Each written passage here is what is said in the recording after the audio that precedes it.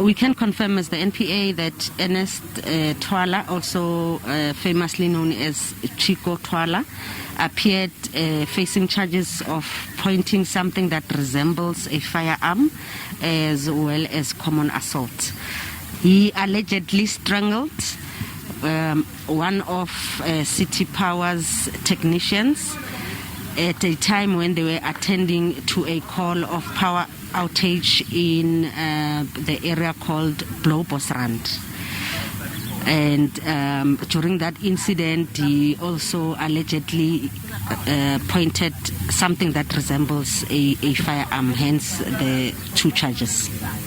At first I thought it was load shedding, but when my gardener alerted me, telling me that there were two men tampering with our meter, I quickly went outside and I did find the two men, and I really got scared. I mean, I thought they were cable thieves. We spoke and then I apologized, and I mean, it was a normal reaction. I was just trying to protect my property. We all know the problem with the cable theft and all that in this country. It's not something that we can just take for granted.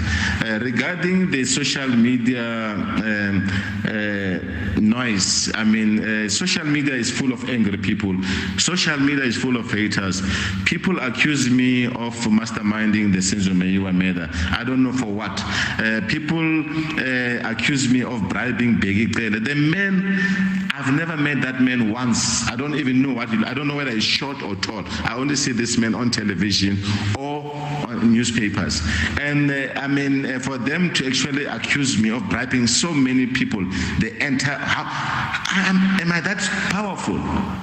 I'm not powerful. I mean, my arrest proves that, you know, I'm not above the law. The police arrested me, locked me up, and then I'm an abiding citizen. Whatever these haters and angry people are saying about me is their problem. You know, they are the one who are suffering. I'm not suffering. I'm not even bothered by their insults and all that.